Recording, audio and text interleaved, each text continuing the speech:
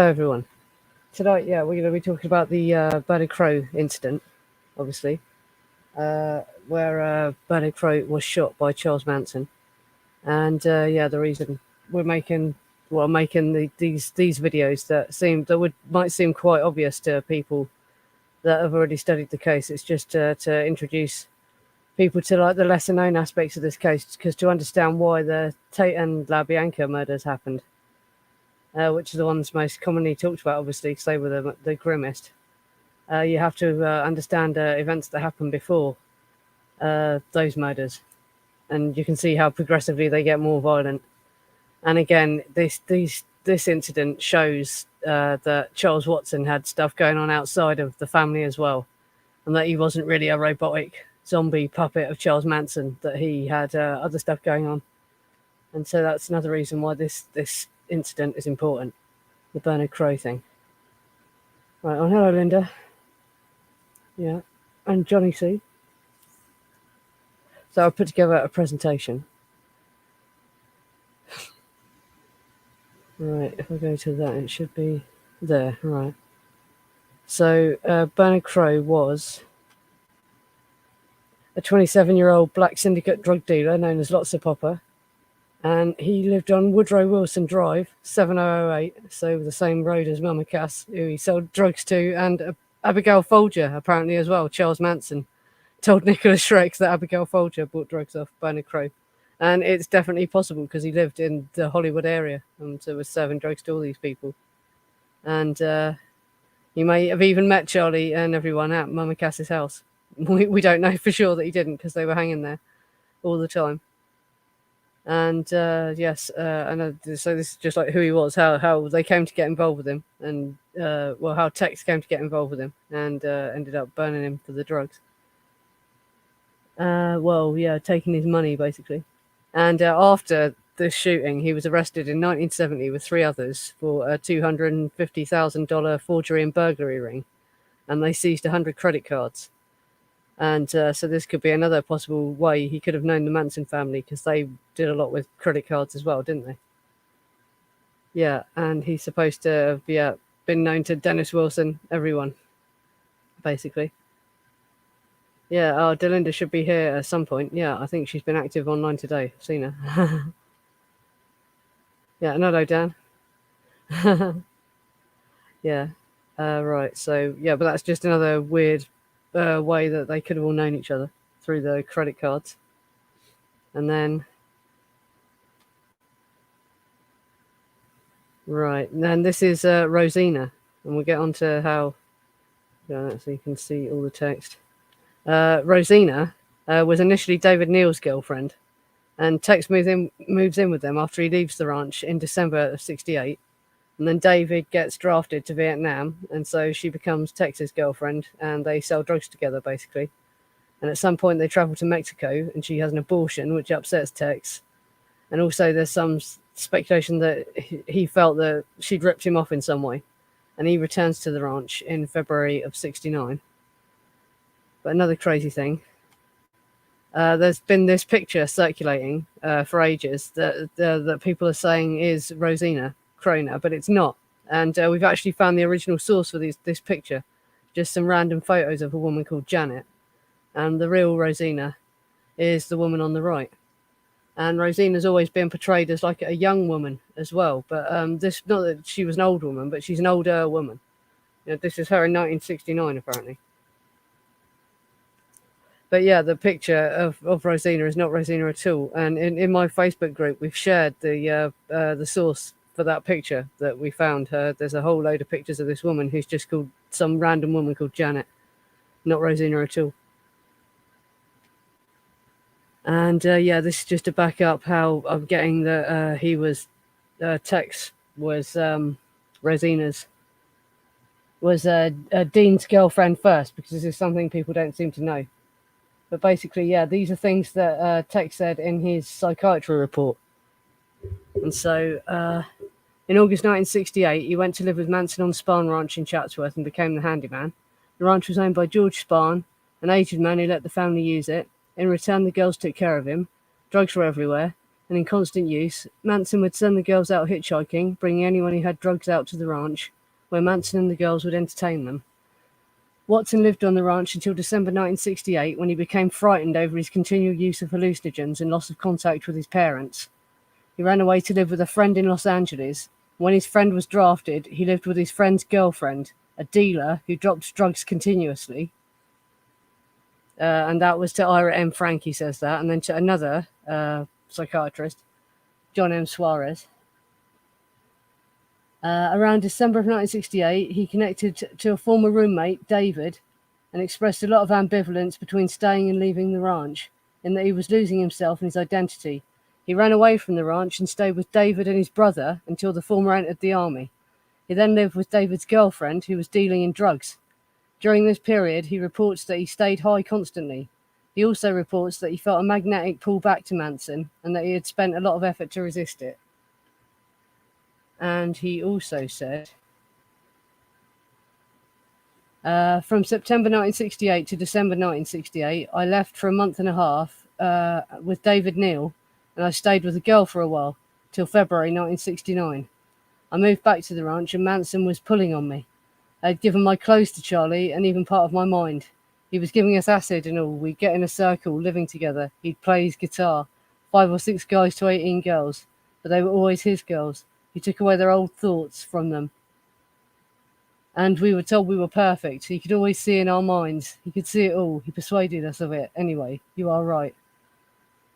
Right. And then there's this point that I wanted to get here where he just says, when he asked him how he traveled, he says that he's traveled to California, Texas, and Mexico. And he flew to Acapulco and Mexico City Airport. So that's just more evidence that he traveled. Right. So you can see how on the first one, he does refer to Rosina. Well, he never names Rosina, but this is obviously Rosina who he's talking about. Obviously, in his psychiatry report, he never mentions this whole Bernard Crowe thing as well. So he's being evasive and hiding stuff. But he does refer to her as David's girlfriend. And it's only after David goes to Vietnam that he ends up with her. They're supposed to have fell out in Mexico. Somehow she's had an abortion, and I think it's that he didn't want her to have an abortion. He was upset about that, and also there's for some reason he felt she'd ripped him off somehow. She'd ripped him off for money. So like they fell out basically, and he went back to the ranch and was living at the ranch again. And it's after he goes back to the ranch he takes this belladonna trip as well, which is supposed to have messed him up, and that was actually Jimson weed that he took, not belladonna, but it's the same plant family. So yeah, he runs away from her because she's had an abortion basically, and he's upset by that, and he thinks that she's ripped him off somehow. Right, but yeah, you can see how it looks like. He was actually Rosina was actually the girlfriend of David Neal. Right, and so this is what he does basically. He calls Rosina this is on the 1st of July 1969. He calls Rosina, possibly seeking revenge, tells her they have £100 to buy $100 to buy a kilo of grass, but the vending machine connection will only sell 25 kilos for $2,500. She calls back saying she knows someone who'll buy the rest. She invites Crowe over, because it's Bernard Crowe, obviously. He arrives with his friends. He doesn't trust Tex, so he drives them over to the connection himself. And when Tex goes in, he warns him Rosina will face the consequences if he doesn't come back. And like the true gentleman that he is, Tex runs out the back entrance with the cash to a car driven by TJ, apparently. So it does look like it was just revenge on Rosina. And I don't know if it was... they obviously wouldn't have even known who she was going to get. So I doubt that they targeted Bernard Crowe specifically, or Tex himself, because there's no evidence that anyone else from the ranch was in on this. This is just something Tex did. And why he might have needed $2,500 as well, I don't know. But that's a very specific amount, isn't it? So did he need that amount for some reason? But yeah, basically he just decides to bump them. And he walks in the front of the building and runs out the back. But TJ's involved as well because TJ's there to get away, be his getaway driver sort of thing. Right, so after this, obviously by 2 a.m., Crowe and Rosina are pretty pissed off. Rosina phones the ranch and TJ answers. She asks for Charles, but the phone is given to Manson, not Watson. Crowe gets on the phone and is threatening to disfigure Rosina with a knife if the money or drugs aren't delivered soon. And then he vows to come and burn the ranch if the problem isn't resolved. Right, so basically in a case of mistaken identity, Charles Manson ends up hearing about this. And Crowe gets the phone off Rosina and says he's going to disfigure Rosina and he's going to come and burn the ranch down. And he makes threats. He makes threats, basically. And so, this is Charlie's quote from the William Scanlon Murphy interview. He says, "I told Tex, go down there and face that man. Don't drag your shit to my door, man." And he said, "I can't. He'll kill me. He'll kill me." I said, "If you're scared, run home to mother." So he couldn't do it. So I had to go down there and ended up shooting that guy. I had to go and get his woman back for him. So this is what Charlie stuck by for years, basically, was that this was the sequence of events that happened. He's trying to make himself look heroic over this sort of thing, basically. And say that he went to rescue Rosina. But you'll see, basically, he changes his story later. Yeah, this is another interesting thing.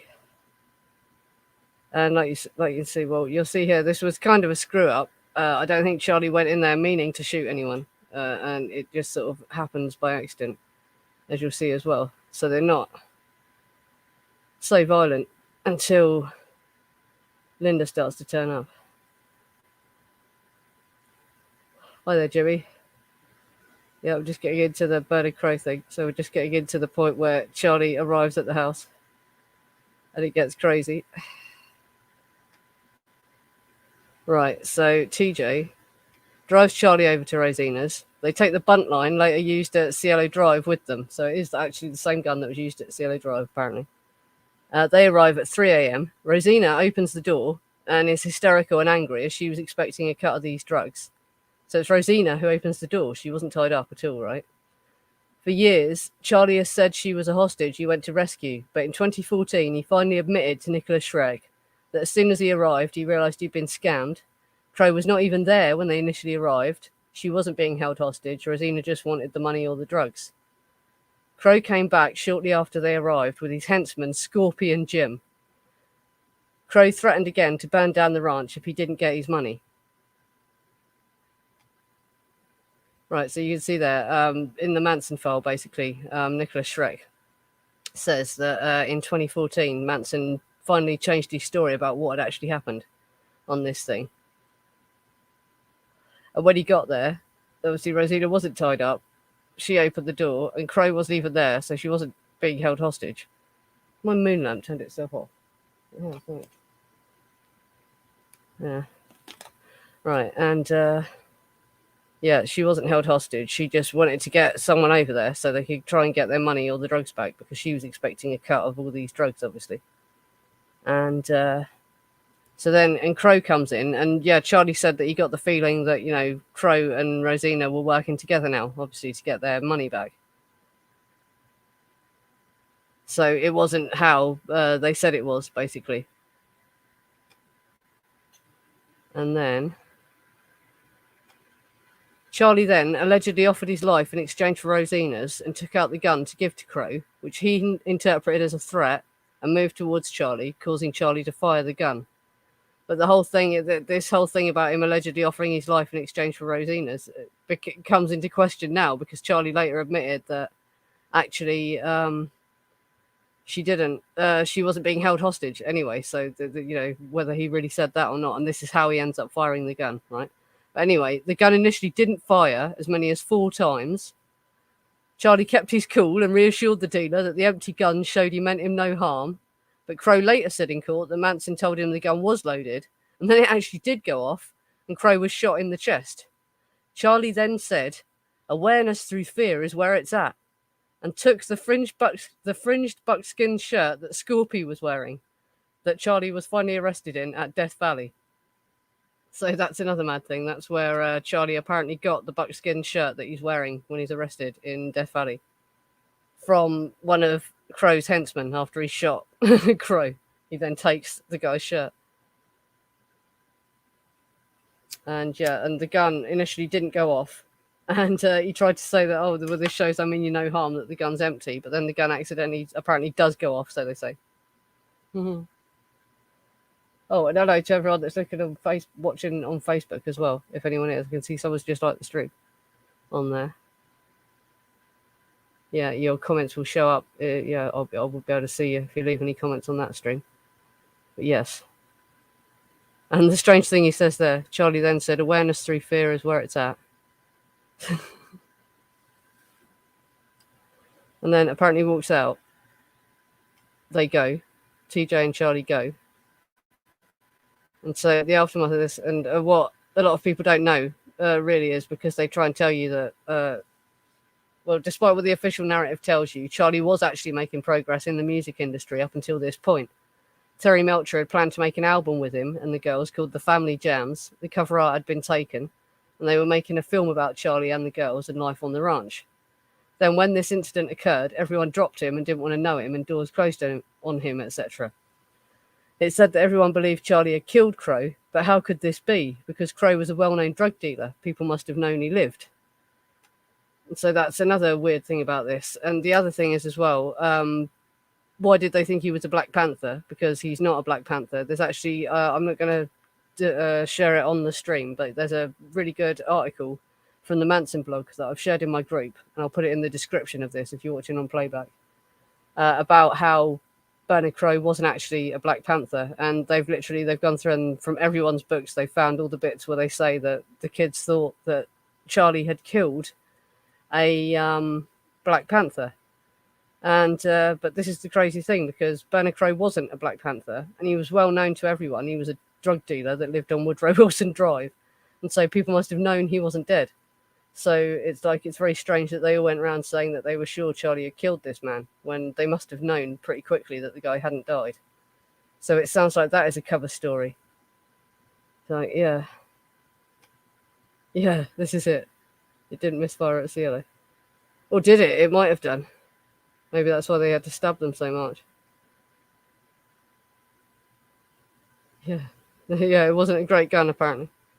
It did. Well, it did jam, didn't it? It jammed at CLO. They say it jammed.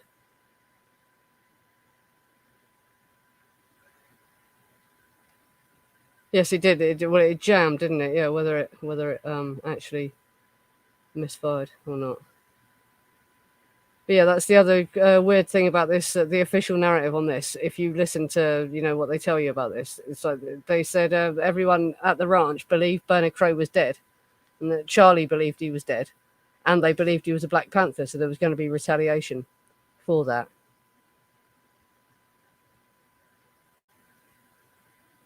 Yeah, and I also question why was there no retaliation from Crowe, and because actually he doesn't appear to have actually done anything to them in retaliation for this. So we question, could he have paid him off in some way that we don't know about? Like, did they was things stolen from Cielo? Were they used to pay him off? Because did they come to some kind of private agreement with him, basically? And also the other significant thing about this is Tex refusing to go to this is bound to have gotten bullied by the rest of the group, and everyone's and so it may explain why he finally became so shockingly violent, as he had to prove himself after the humiliation of Charlie stepping in for him before. And he had to then also repay Charlie for doing this. And there are, quotes from Charlie in interviews where he talks about that, about Tex owing him. And so, and this is, one of the reasons why they may have carried out CLA Drive. It was a robbery. It wasn't done because they were mind controlled and they were just going to a random house, like they said, or like they tried to tell you in the official narrative. And like I say, also the fact that Charles Watson refused to go and get Rosina shows that he wasn't mind controlled or robotically obeying Manson.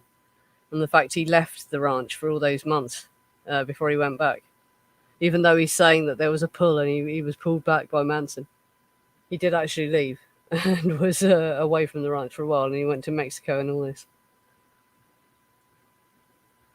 So they were not under Charles Manson's control. Yeah, and and then he refused to go and sort this out, even though there was a guy threatening to come and burn the ranch down. So Charlie obviously didn't have that much control over them. If he couldn't force Tex to go and sort this out, or drag him back there and just hand him over, so take him, he's the one that rips you off, not us. But he didn't. So it shows Charlie didn't have that much control over them. And also, why did he only take TJ if everyone was like his army of mind controlled killers? Why did only TJ go with him to this big incident? Why didn't he have a whole army of psychos with him when this happened, if that's what they really were? It pokes holes in the narrative. And it's interesting that Bugliosi even brought this up, but I've got a slide from Helter Skelter. This isn't everything that he says in Helter Skelter, but it's quite interesting, so I thought I'd read this bit out. Though no miracle was involved, the Black Panther, whom Charles Manson had shot and killed in July 1969, had resurrected. Only he wasn't a panther, just a former dope dealer. And contrary to what Manson and the family had believed, after Manson shot him, he hadn't died, though his friends had told Manson that he had. His name was Crowe, but he was best known by the description nickname Lottsapoppa. Our long search for Crowe ended when an old acquaintance of mine, Ed Thomas, who was Crowe's attorney, called me. He told me he learned we were looking for his client and arranged for me to interview Crowe. Crowe's story of the incident was essentially the same that DiCarlo had told LAPD, although even Charlie didn't know the surprise ending. After Manson and TJ had left the Hollywood apartment where the shooting took place, Crowe, who had been playing dead, told his friends to call an ambulance. They did, then split. When questioned by the police at the hospital, Crowe said he didn't know who had shot him or why. He nearly didn't make it. He was on the critical list for 18 days. The bullet was still lodged next to his spine. I was interested in Crowe for two reasons. One, the incident proved that Charles Manson was quite capable of killing someone on his own. Though I knew I couldn't get this into the evidence during the guilt phase of the trial, I was hopeful introducing it during the penalty phase, when other crimes can be considered. Two, from the description, it appeared that the gun Manson had shot Crowe with was the same .22 caliber Longhorn revolver, which, just a little over a month later, Tex Watson would use in the Tate homicides. If we could remove the bullet from Crowe's body and match it up with the bullets test fired from the .22 caliber revolver, we'd have placed the Tate murder weapon in Manson's own hand. Sergeant Bill Lee of SID wasn't optimistic about the bullet. He told me that since it had been embedded in the body for over 9 months, it was likely that acids had obliterated the stria next to an extent where a positive identification would be difficult. Still, it might be possible. I then talked to several surgeons. They could take out the bullet, they told me, but the operation was risky. I laid it out for Crowe. We'd like to have the bullet and would arrange to have it removed at the Los Angeles County Hospital. But there were serious risks involved, and I didn't minimize them. Crowe declined the operation. He was sort of proud of the bullet. He said it made quite a conversation piece.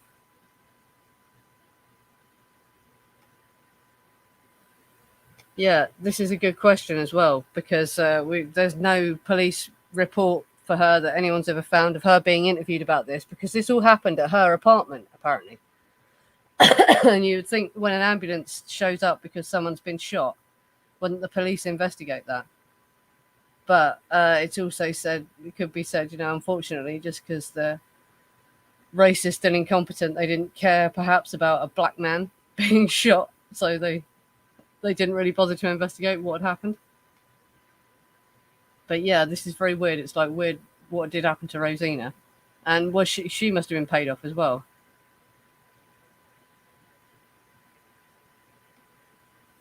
Well, he must have obviously seen the police interviews, mustn't he? He must have interviewed him.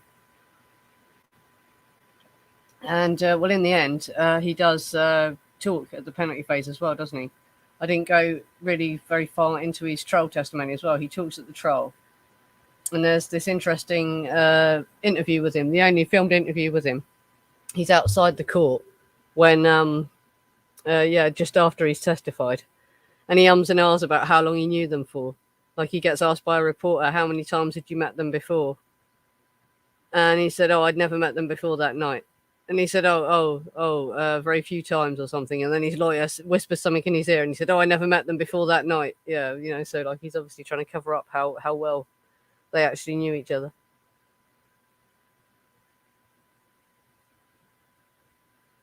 Sorry, just looking at the chat.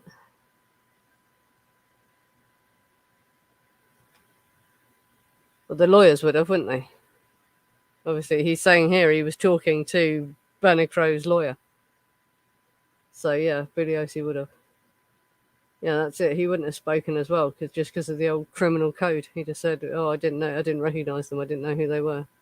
Just because you don't snitch, basically, isn't it?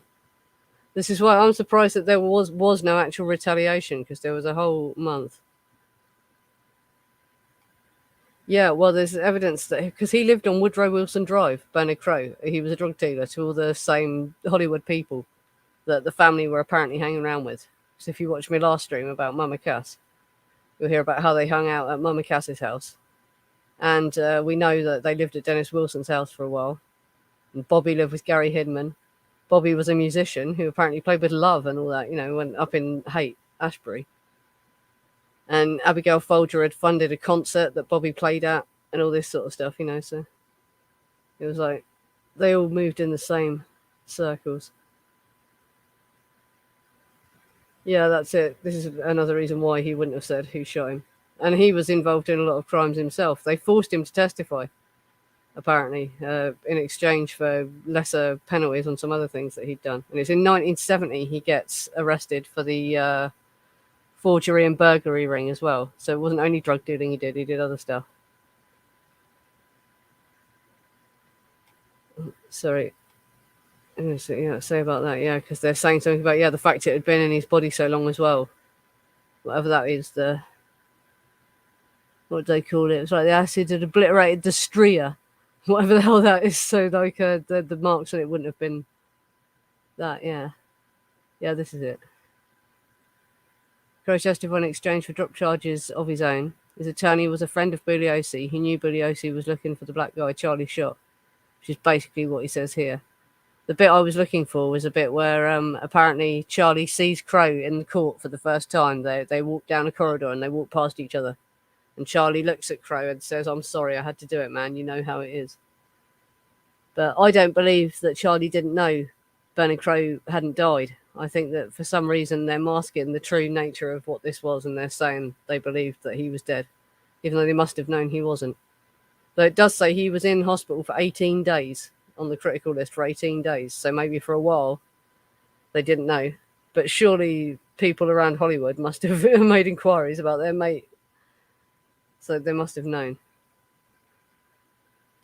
Yes, this sort of thing, basically. Well, all these criminal syndicate people do, don't they? Otherwise they wouldn't be trusted. Well, they end up getting shot, don't they?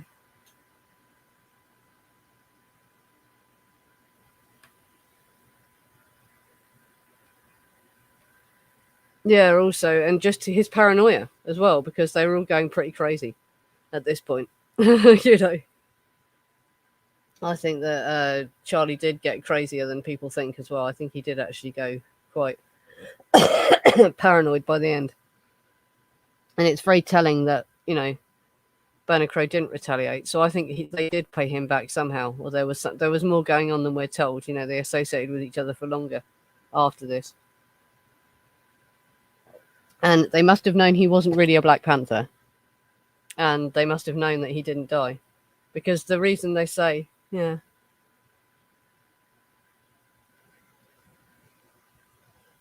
Sorry, just looking at the chat. That's why I paused.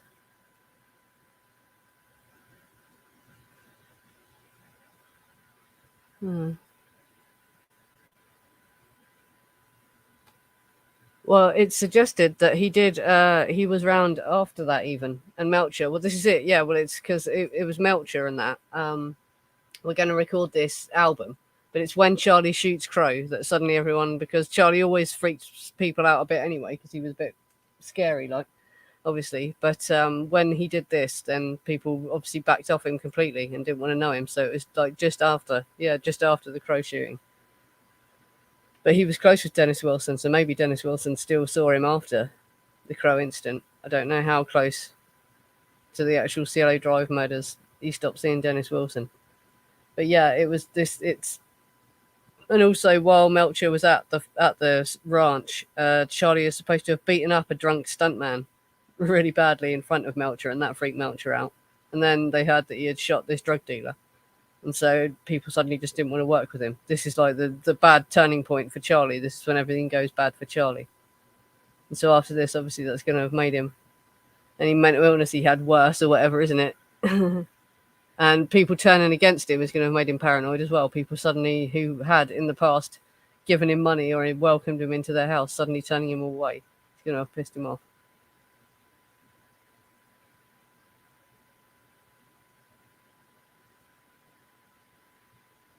Yeah, was that Dennis? I think that was someone else. I know it was, and it was it Melcher's son? I think Melcher's son got kidnapped for a short while as well, didn't he? But it's unclear whether that's to do with the actual Manson family or not.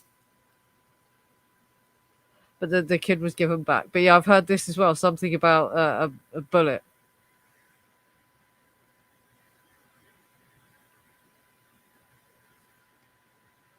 I've never heard that Dennis actually beat up Charlie. Because Dennis always made out that he was scared of Charlie, didn't he? But that's just later.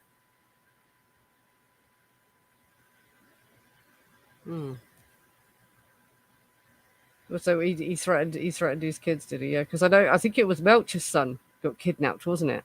And others witnessed it as well. So that'll be interesting. Yeah, well, this is the thing, because it does seem that Tex was just trying to scam Rosina. So it's just a coincidence that it happens to be Bernie Crowe that she rang. But there is a chance that they met through the Mama Cass scene and, the Hollywood scene, just because he was around selling drugs to all these people. So it's possible they met, but yeah, there's no way that, they've never actually been positively linked. But, they would have been known to each other, just, would have recognized each other from crowds and that.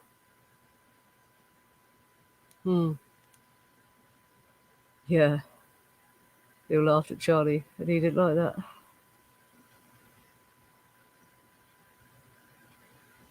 Yeah, that's it. You wouldn't. Yeah. You just wouldn't. Yes. Does anyone know the story I'm talking about? I'm not sure if it was Melcher. I think it was Melcher. Someone associated with the Beach Boys. Might have been one of the other Wilson brothers. I don't think it was Dennis's son. But the kid, he was only taken for a few hours and he got given back. It was not like, nothing actually happened to the kid, but the kid was missing for a little while. It was when he was a child. I read it in the Manson file. If only Nicholas was here, he would know it.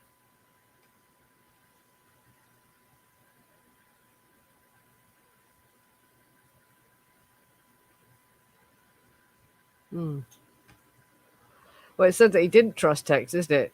Did you hear what I said? Because apparently, yeah, he went all the way to the dealer's house with Tex, but Tex managed to convince him to wait in the car. And then he ran out the back of the house to the car where TJ was waiting and drove off. And he also was more into fraud and forgery and all that. That was how he really made his money by the sound of things. Yeah. Yeah, that's it. Yeah, Crowe was known to Rosina because Rosina was a drug dealer as well. And that's what Tex describes her as in his psychiatry report. We'll go back to that in a bit. Hi, Thomas. Yeah.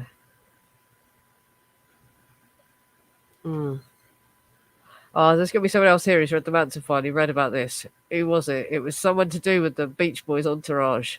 Their kid got kidnapped for a couple of hours and came back again.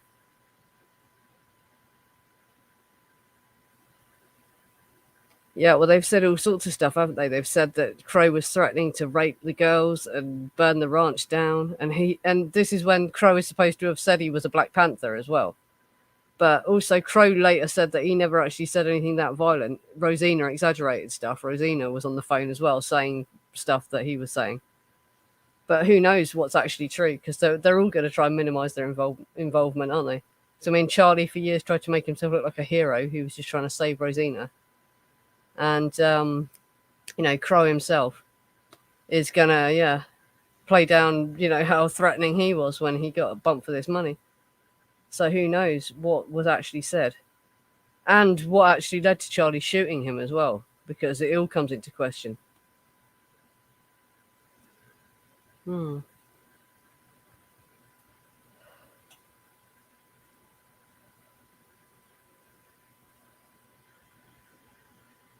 he was ripped off by someone, wasn't he? He was ripped off by Tex, so he had a right to revenge against Tex, because Charlie's the one who fucking bumped him for the money. See, I don't believe that they didn't pay him back somehow that we just don't know about. Something happened that we don't know about.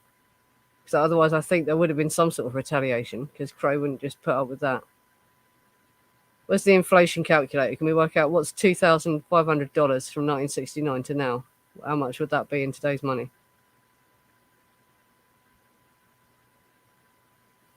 But no, he called Tex a mama's boy and a rumpkin, and like the quote that I give from that interview, he says, "I'll run back to your mother if you can't do it," doesn't he? So I think he was actually shocked when Tex became as violent as he did. He was shocked by what he did at CLA Drive. So if we go, let's go back to the slide where he says it.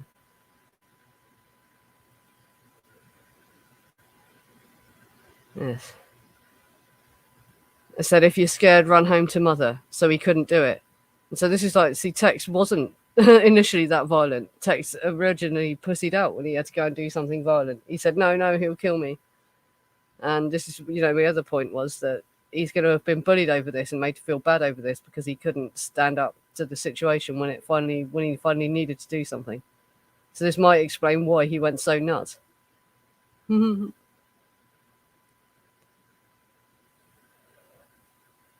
Yeah, this is it. Well, it's speculated that the $2,500, that $2,000 of it was what went to the MDA. And also, yeah, she stole money from her husband, didn't she? They went back. Yeah, everyone's talking about that in my group. If you go in the Facebook group, and probably in all the groups as well, they talk about this. So they grabbed loads of money at this time.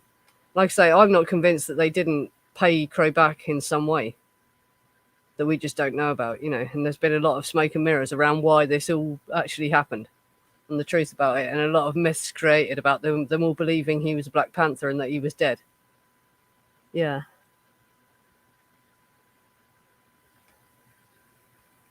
Yeah, well, that's what Nicholas said. Nicholas said he thinks that it was TJ that was the one that went up with Charlie. But you think TJ's a gangster? Because, yeah, he's supposed to have been one of the pussy ones, isn't he? One of the less violent ones. But is that just a smokescreen? Was he really one of the nastier ones? Who knows?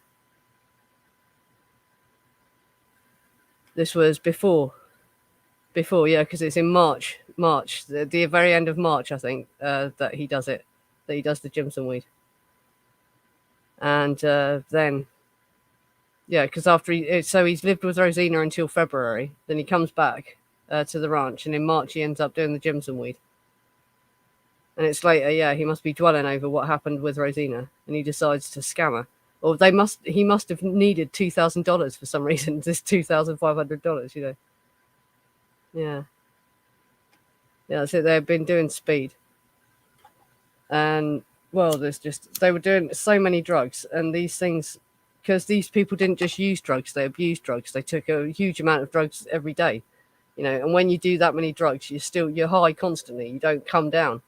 It would take you months and months to come down, So he was still high on fucking everything. He was taking mescaline, acid, Jimson weed, fucking anything he could shove down his throat, basically. July the 1st, it's July the 1st exactly that he was shot. So yeah, very, very very first day.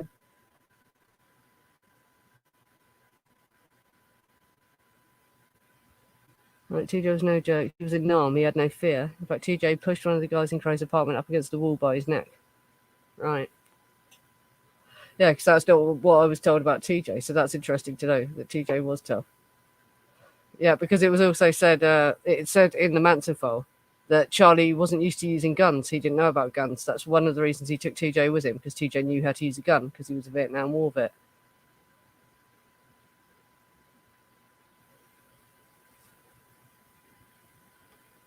Yeah, it would. It takes a long time. The cumulative effect of the hallucinogens when you take so many of them, it does take. Well, it can take fucking up to 6 months or years even. It depends how bad you are. And from what they found about Tex when they analysed him later, yeah, he had really damaged his brain with drugs.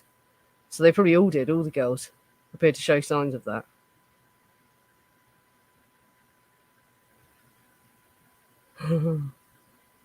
So, but that's bollocks. That's bollocks as well, because this is all down to, and this is Rosina's a completely separate person from the family as well. She never met any of the family. She never knew Charlie. This was someone that Tex met entirely, independently of the family through his former roommate, that David guy. She was his girlfriend, and then when he gets drafted to Nam, he ends up with her.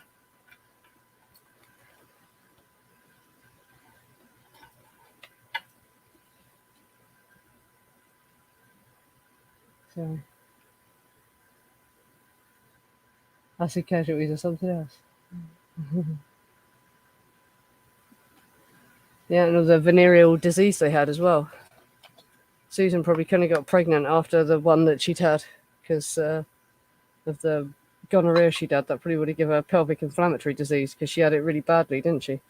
Which probably explains why she didn't have any babies later in prison, because she did have husbands, didn't she? And they were allowed conjugal visits for a while because Tex had 4 kids, didn't he? Through conjugal visits.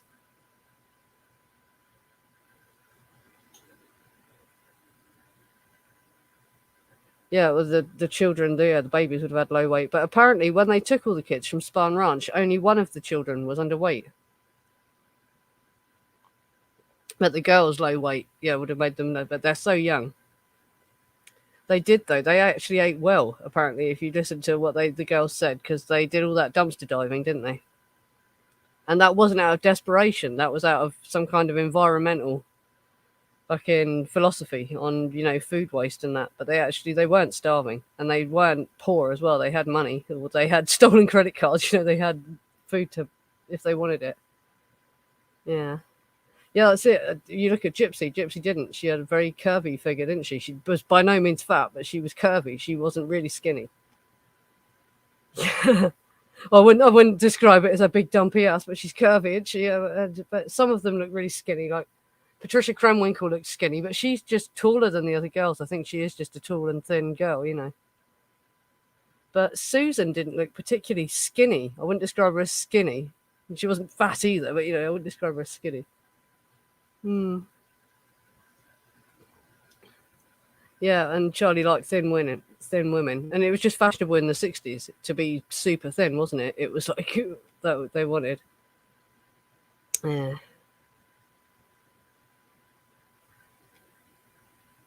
yeah. Or taking a load of speed and mescaline and shit would help with that. Yeah, wouldn't it? All these drugs that make you throw up. Fucking hell. Yeah. And they were trying to, yeah, and he was insisting they stayed skinny. Yeah. Well, he was using them to draw in men to the ranch, wasn't he? Yeah. So he wanted them to look as attractive at the time. Yeah, this is another thing that I've always said. Why didn't Charlie just demand that? So, like, he must have had some of the money as well, presumably. Who knows? Yeah. Was Pat as well? I didn't know Pat had had it as a teenager, but I know Linda Kasabian had been given it as a teenager. And I didn't know Patricia had. But yeah, that might explain some of her issues. And Mama Cass. Oh, yeah, and old Barbara Hoyt. Yeah, she was always quite big, wasn't she? But she was an outsider, really, wasn't she? She wasn't one of the inner circle. I don't. Did she live at the ranch totally, or was she one of the people that just visited? Yeah. Oh yeah, and Barbara's the one. Yeah, they famously gave the burger with 10 hits of acid in it. Yeah. Yeah. Well, this is it. So it shows, doesn't it? Charlie wasn't really in charge of the gang. If he was like, oh well, no, it's not my problem, and he couldn't demand the money off Tex, then it just goes to show, wasn't it? Yeah.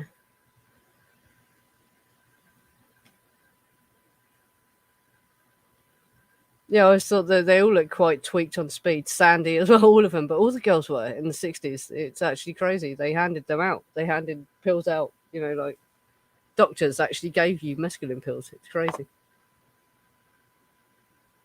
So Barbara Hoyt did actually, oh, sorry. Barbara Hoyt did actually live at the ranch. Yeah.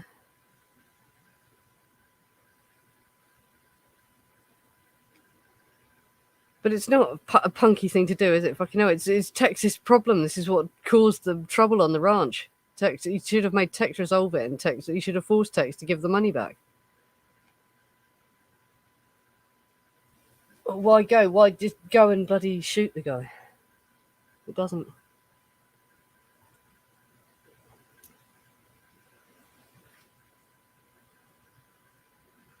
Yeah, well, this is it as well, because Bernard Crowe obviously would have seen that this is a different man to the original Charles he saw, isn't it, as well? Because we'll never know exactly what their true conversation was as well, because it's obviously been lied about, hasn't it? What they actually said to each other. And did they recognise each other? I wouldn't be surprised if they did. If they were all hanging around the same hippie circuit, dealing drugs together and whatever. They might have bloody recognised each other. Yeah.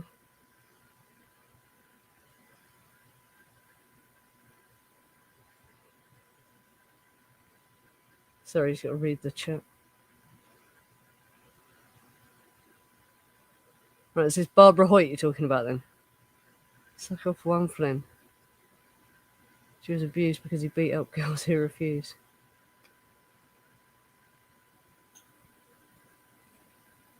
Yeah, so that's the kind of thing that the girls did. Yeah, they made, and Charlie made them do it if they didn't want to. I think some of the girls were willing, but yeah, he thought they had to, well, take some for the team, I suppose.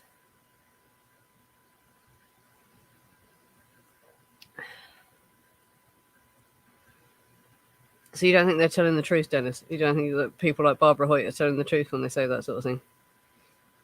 I don't really see what reason she's got to embellish it, to be honest.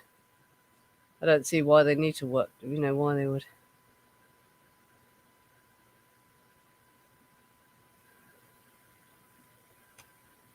It was probably more to just to indoctrinate them all, wasn't it? And to make sure they had all done it. Because he wanted them to lose their inhibitions as well, didn't he? That seems to be a big thing. Getting them all to have group orgies and that. Was this at some kind of group thing? I don't think, was it necessarily for prostitution, or was it at one of these group sex sessions that they all had?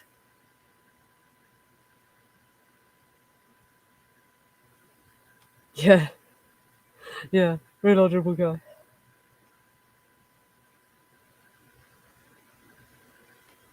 Yeah, and things that Diane Lake said as well. But again, people bloody question what she said, but I don't know. I really don't know. Well, I do know. I'm more inclined to believe them. I don't see why they needed to embellish, really.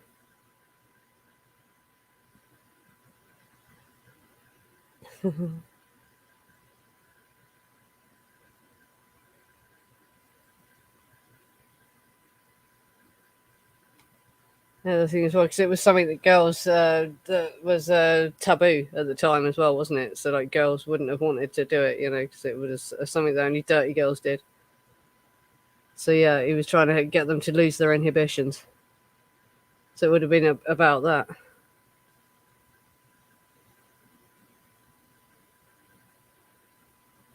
Sorry, he's looking at the chat. Drinking Di Serono tonight. Di Serono Velvet Liqueur. Yeah.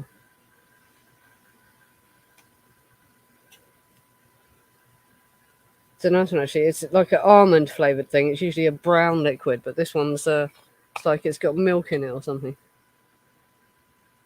Very nice. Strong. I said, well, I've basically read out most of what I wanted to read. So, yeah, we can just talk now about the incident. I can go back over some of it. In fact, I could show you. I'll try and find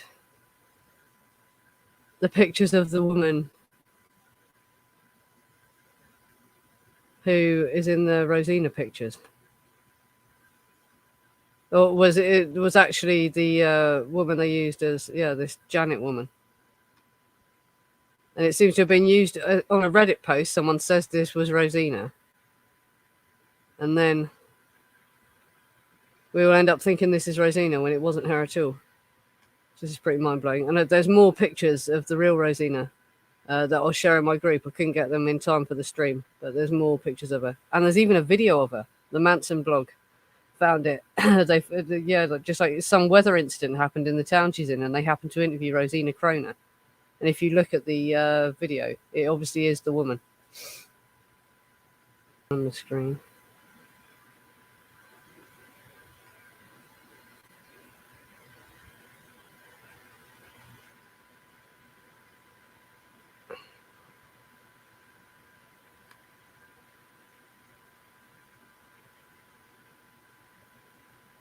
Right, sorry about that. Right, but yeah, these are just random women. A random woman. Someone just purchased these photo albums. And there's all these pictures of this woman called Janet. They don't know anything about her. And it's possible she's taken all these pictures on a timer, that there's a timer on the camera, and she's just taking these photos of herself at all these different places.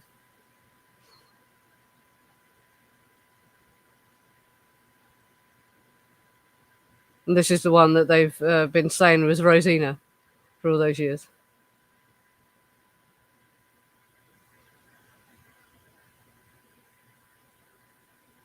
That's just another mad thing. Yeah, a group member found that. I won't shout their name out because I'm not sure if they were to be shouted out. But thank you to the person that found this. Just roll it to a point where there's at least one picture on the screen.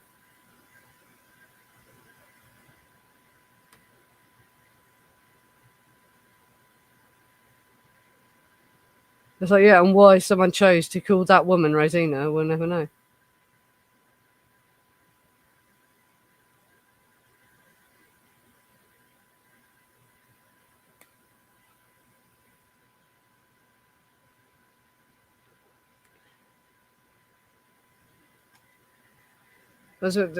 From what I've heard, Rosina actually opened the door when they got there, and Crowe wasn't even there, so Rosina wasn't tied up.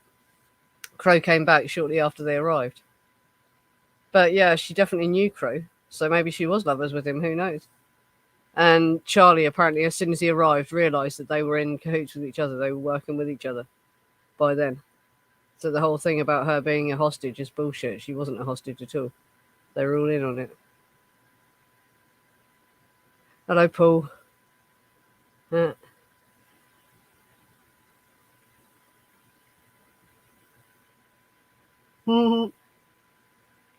everyone talking about blowjobs in the chat? I know.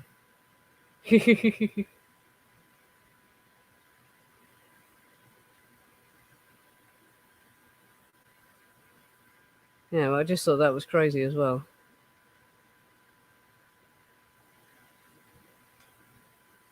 They just took some random woman off the internet and posted it on Reddit that this was a picture of Rosina Crowe, and everyone ran with it. And people have been showing that as a picture of Rosina. And this is the real one. Yeah, I should make a Facebook post of this slide, actually.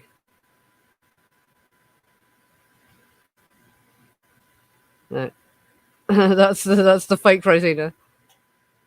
And that's the real Rosina.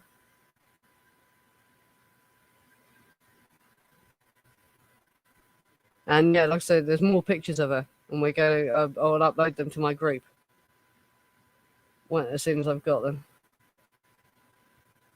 them. Yeah, loads of places claim that she was tied up, and that Charlie walked in and untied her. I've read that as well. Yeah, but apparently, no. The truth is, she wasn't tied up when he got there. Rosina actually opened the door. Like I say, Rosina's actually the woman on the right, not the woman on the left. So she's a slightly older woman as well. She's always portrayed as some young hippie chick, isn't she? But she was actually a slightly older and quite a tough woman. But no, she actually wasn't tied up, apparently, from the account that I've been reading. And from this is from Nicholas Schreck's book, The Manson File. And this is from what Charles Manson finally told him in 2014. He changed his story completely.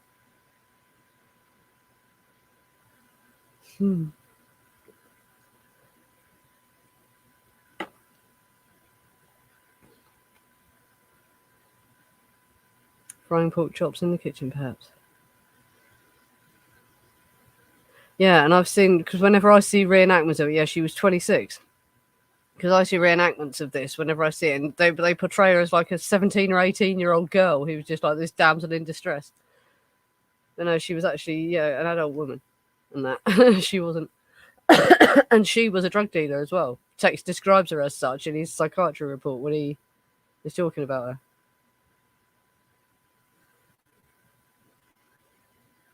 Where is it?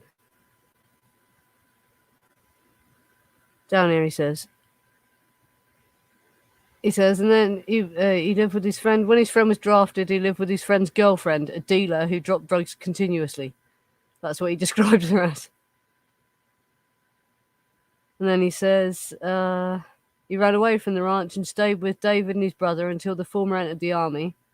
He then lived with David's girlfriend, who was dealing in drugs. During this period, he reports that he stayed high constantly. So, like there, you can see. So this Rosina woman was a drug dealer herself. He defines her as a drug dealer several times, and he calls her Luella as well. You'll see lots of sources. I couldn't believe this when I was searching it. Even on cielodrive.com, she's referred to as Luella because that's what Tex calls her in his book, I think. Would You Die For Me? He doesn't even use her real name. So they're obviously trying to cover up a lot about this incident, and they want us not to find this woman for whatever reason. If she would talk, I bet she knows some shit. And yeah, I think I've shared it in my Facebook group, but there's a video of her, just an obscure video of her. And she's like, yeah, must be in her 70s now or whatever. And just because of some bizarre weather incident in her town, they interviewed her and she's shown. And if you compare it to the photograph that I just showed you, you can see it is a much older version of the same woman. It's kind of crazy. It's a rare name, isn't it?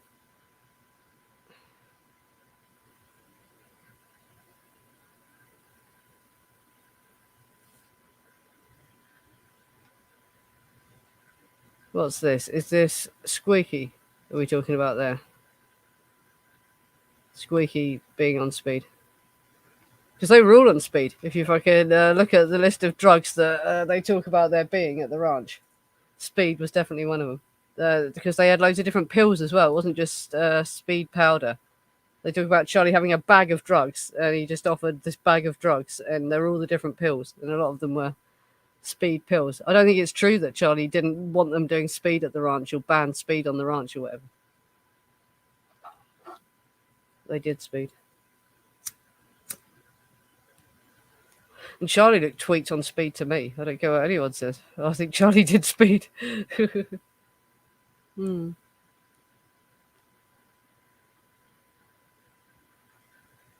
Cool. Right, well, this has run for an hour now, and I've run through everything I wanted to do. So I might go to an after stream now, because that will make this more convenient to edit.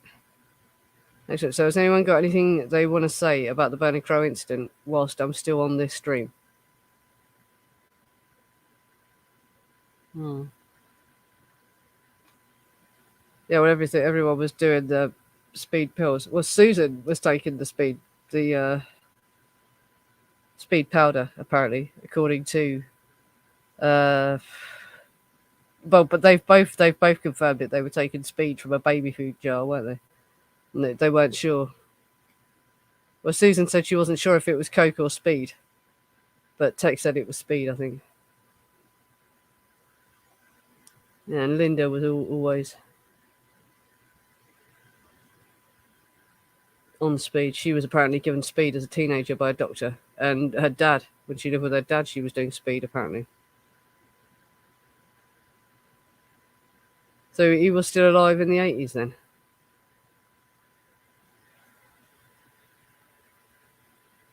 Yeah, I've heard that as well, that they all took a speed pill the night of CLA Drive, at least. And also that, Tex and Susan, at least, had been snorting speed that they had hidden. Ah, Crowe actually died in 1992, apparently.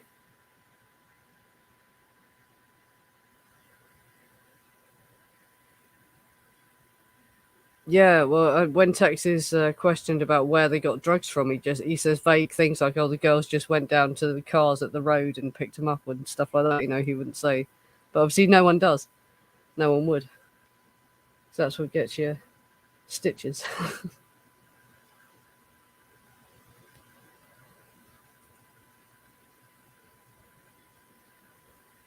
I don't know if they'd have bothered to even look at it at that point, because well, by the time it had been in his body for years and years and years, that would have destroyed the outside of it, wouldn't it? So they wouldn't have been able to tell now if it was from the gun.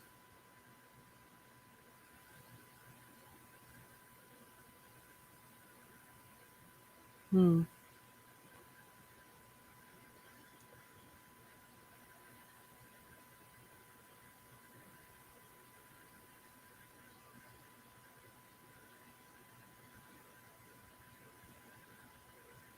Yeah, well, he's supposed to have had other friends, isn't he?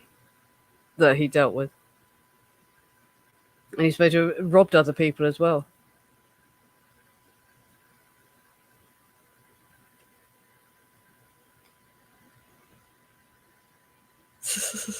Sorry, did we put that on the stream?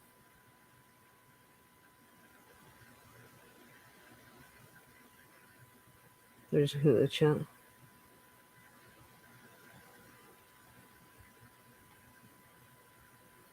Yeah, my dad actually told me a story one time.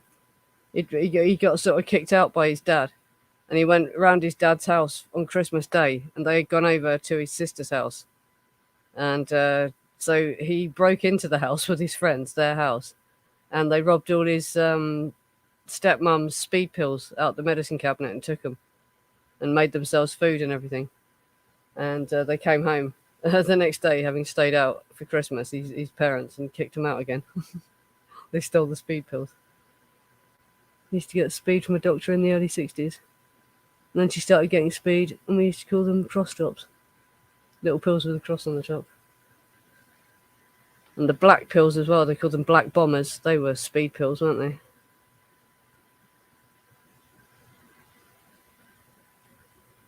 The text describes a lot of different pills.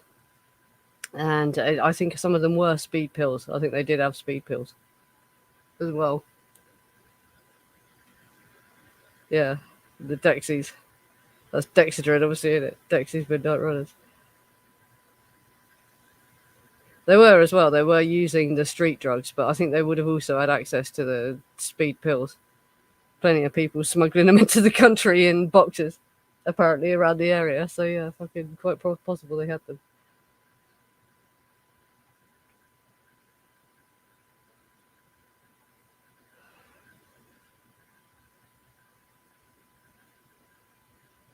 Sorry, just looking at the chat.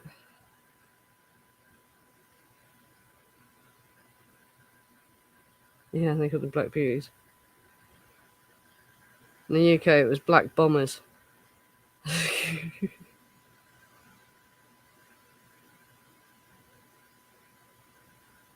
Yeah, that's it. Loads of stuff was probably cut with speed, so it made you feel high. And they also didn't know how bad for you speed was. The army handed it out to soldiers all through World War Two and after. They didn't know. Yeah. We could just snort them. Yes, it was a capsule, so you could get the powder out of the middle of it, I assume, couldn't you? Yeah. Just break the thing in half.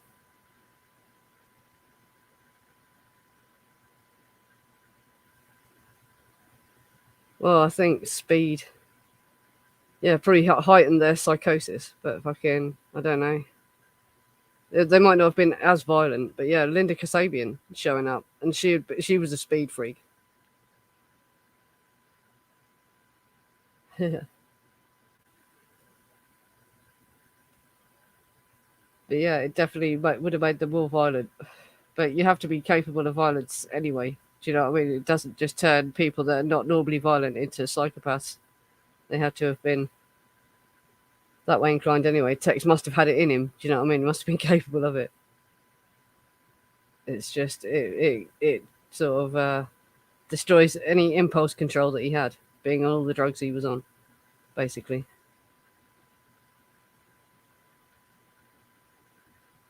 Sorry, that's it. Germans were on Pectin in World War Two. So yeah, and there was the RAF, our Air Force, were given speed, and I'm pretty sure the Americans were as well. Mhm.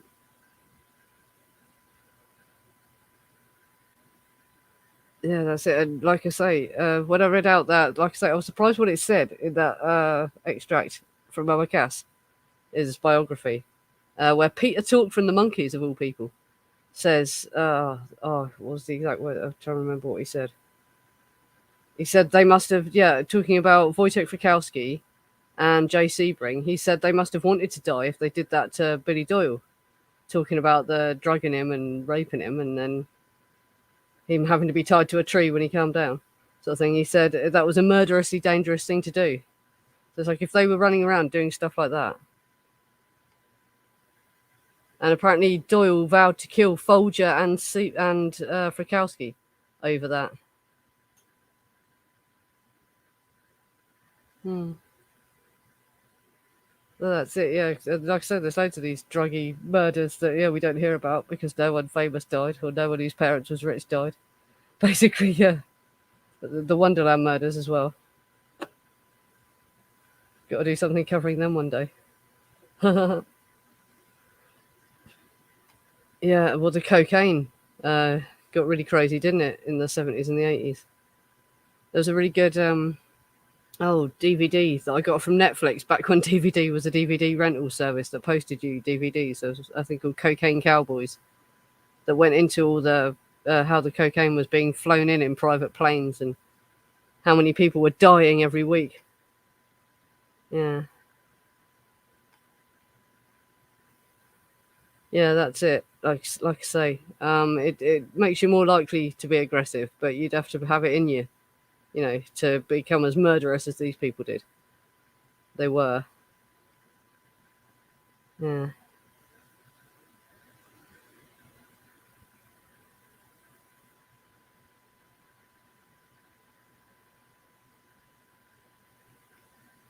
Yeah, did you see it? Because there is another one. Because I tried to find it on YouTube, and there's another film called Cocaine Cowboys, but it's not the same film that I saw. It might be a better version of it though, but it really went into detail about who all the the cocaine smugglers were, and they interviewed guys that were actually flying the stuff in. Yeah, they knew it was about dealing. And Ronald Reagan was sort of almost involved in this, wasn't he? Somehow, apparently, there is a rumor that there was porn of Ronald Reagan's fiance or wife at the time, or something like that.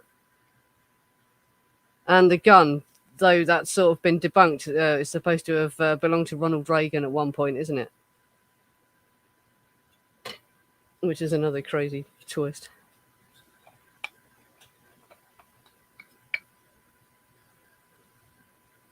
But you think, yeah, that's another thing. But you think that it would have been harsher if it had been known it was about drugs. I'm not sure, really. You see, because it makes how violent it is more understandable. If it's, I don't know. I think it would have been treated very differently if they had known it was just about drugs in the first place. 'Cause, yeah, they were sentenced to death anyway, weren't they? Yeah, so how could it be any harsher? That was what they actually got sentenced to, wasn't it? Yeah, and the fact you get life for dealing, but they got death, didn't they? They actually got sentenced to death. It was only like by a fluke that they ended up not being killed, wasn't it? Not being put to the gas chamber. Hmm.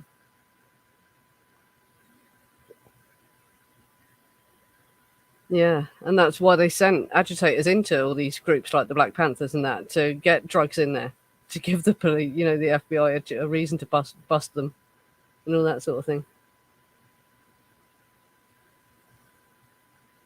I think they were monitoring it, weren't they? Publicly, maybe they were, but they were monitoring it.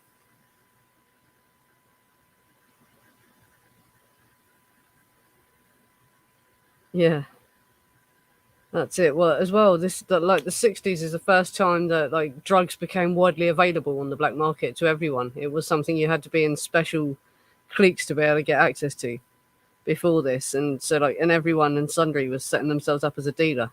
That's another reason that this all went so crazy, was because people that didn't know what they were doing and who they were getting involved with started getting involved with drug dealing, thinking they could just do it, And there's also Operation Chaos as well, which the CIA was running. And a bit more's been read into that than should be, really. But what that involved, Operation Chaos, was sending in people to like universities and to join the radical groups that were protesting about, civil rights and Vietnam and all that, and to try and disrupt them, and just generally spy on what they were doing and try and disrupt shit. And the LSD being distributed as well wasn't to cause a spiritual awakening. They actually tested LSD as an incapacitating agent. They gave LSD out to people to stop them in their tracks and stop them from being able to efficiently organise protests. That was what that was all about.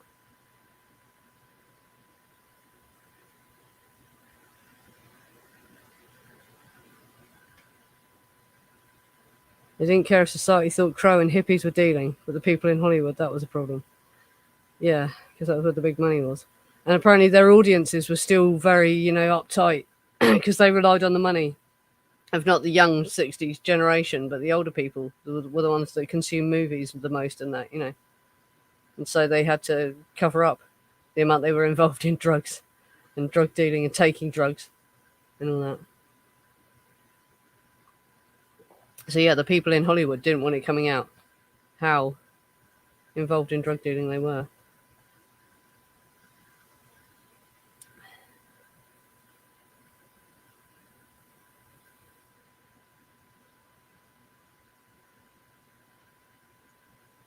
Yeah, sorry, just looking at the chat.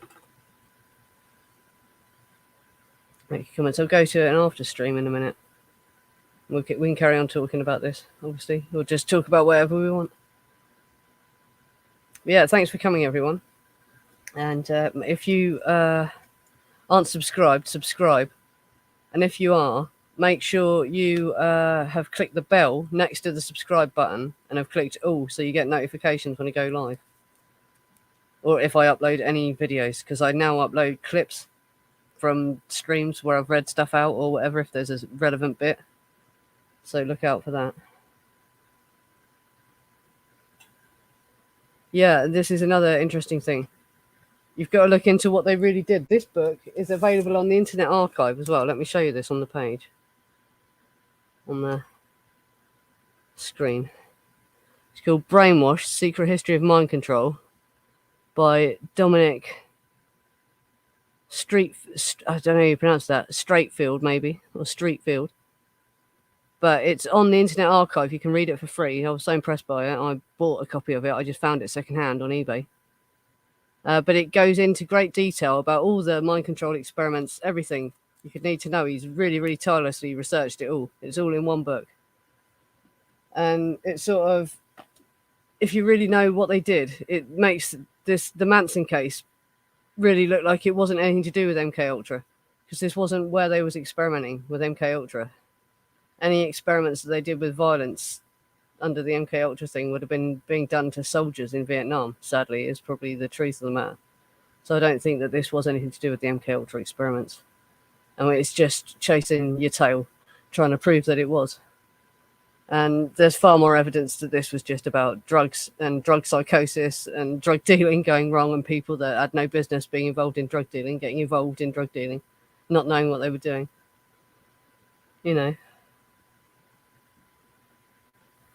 Yeah, I've got the other one, which is up on my bookshelf.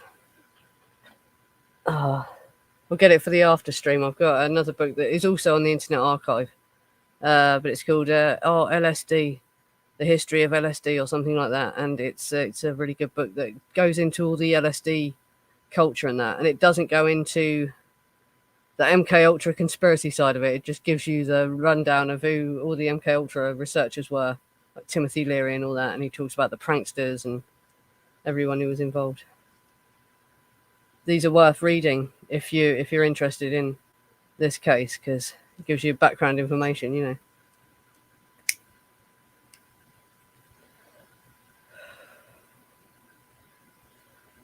In fact, Acid Dreams, it might be called Acid Dreams. Like I said, that is on the Internet Archive. If I'd known that, I probably would have bought it. But when I saw it on Amazon, I bought it. It is worth buying, though, if you see it.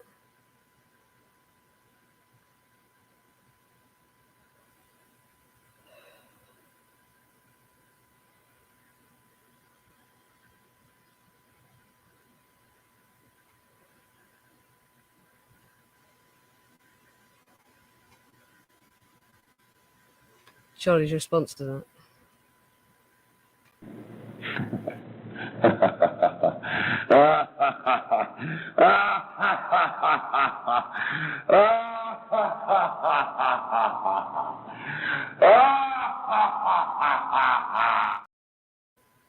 Such a heartwarming laugh.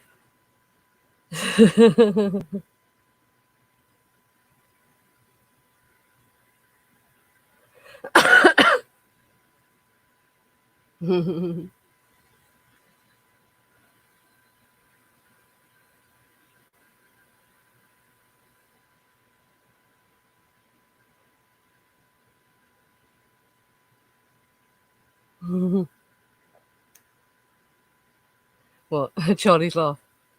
I've uploaded them to my Dropbox folder. If you're in my group, they're just in my Dropbox folder. And all the ones that I've cleaned up are WAV files, and that is one that I've cleaned up. That's just his laugh.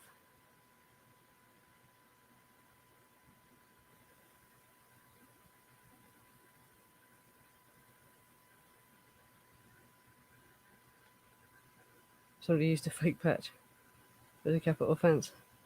But the straight Satans don't exist anymore, do they? So there's no one to punish him. But yeah, it's kind of a stupid thing to do, isn't it? You don't want to piss off bikers. Because they got, the ones that were left over got patched into the Hells Angels, didn't they? So maybe there are still remnants of them alive. Or the Hells Angels, yeah. The Hells Angels might have something to say about it. But do they really care? Does it really matter that much?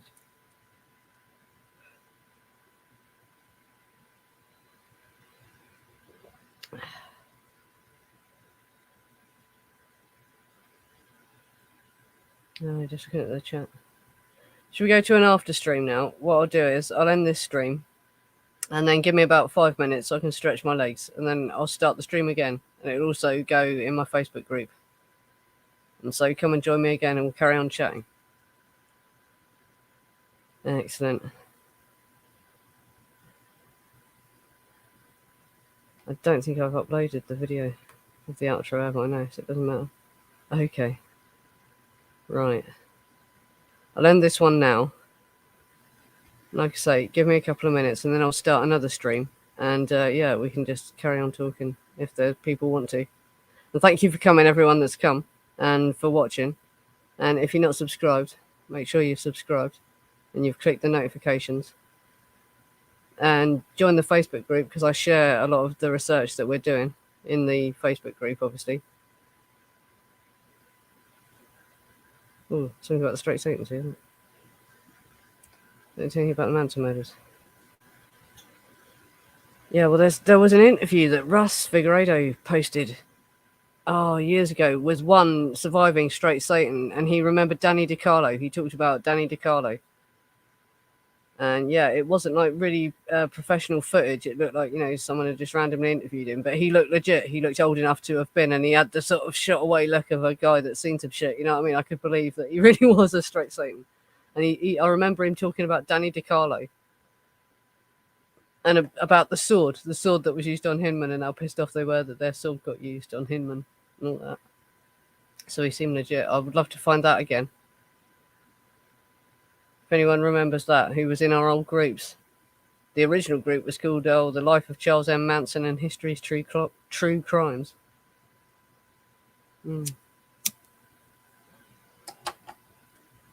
Love the interview, but died in the last couple of years. Oh, sorry. I love the interview, but died in the last couple of years. Yeah. Did he mention pancakes? Don't remember him mentioning pancakes now.